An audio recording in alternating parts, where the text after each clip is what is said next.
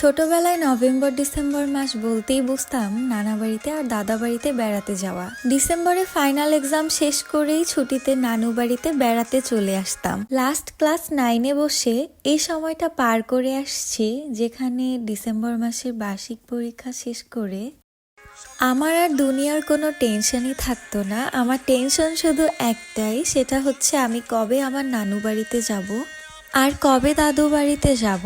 এই যে ডিসেম্বরের একটা ছুটি ছুটি মন, এটা আর আমাদের জীবনে কখনোই আসবে না। নানু বাড়ি মানে ছোটবেলায় ছিল যেন এক রূপকথার রাজ্য। সেই ছোট্টবেলার মতো আজও আমার কাছে আমার নানু বাড়ি আমার ভালো লাগা ভালোবাসার জায়গা।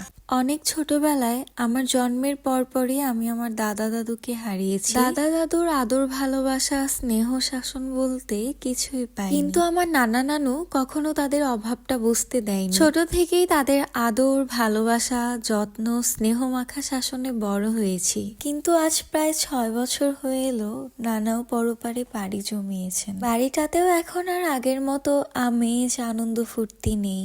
এটাই তো দুনিয়ার নিয়ম, সবাইকেই একদিন পরপারে চলে যেতে হবে। এক নানাকে হারিয়েছি, কিন্তু আরেক ভাইকে পেয়েছি যার মাঝে আমি আমার নানার ছায়া দেখতে পাই। আমার আদরের ছোট ভাই।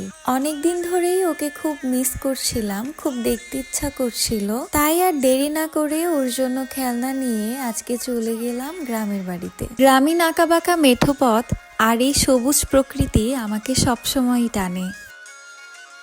খেলনা দেখে তো আমার ভাই মহা খুশি, কোনটা রেখে কোনটা ধরবে সেটাই বুঝতে পারছিল না। ও খুশি তো আমিও খুশি।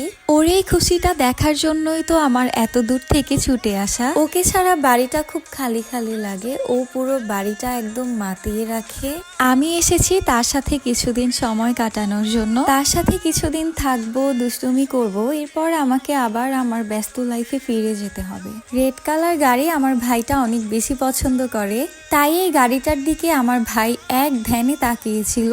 সবাই আমার ছোট ভাইয়ের জন্য দোয়া করবেন যেন আল্লাহ তাআলা আমার ছোট ভাইকে এমন সুস্থ আর হাসি খুশি রাখেন।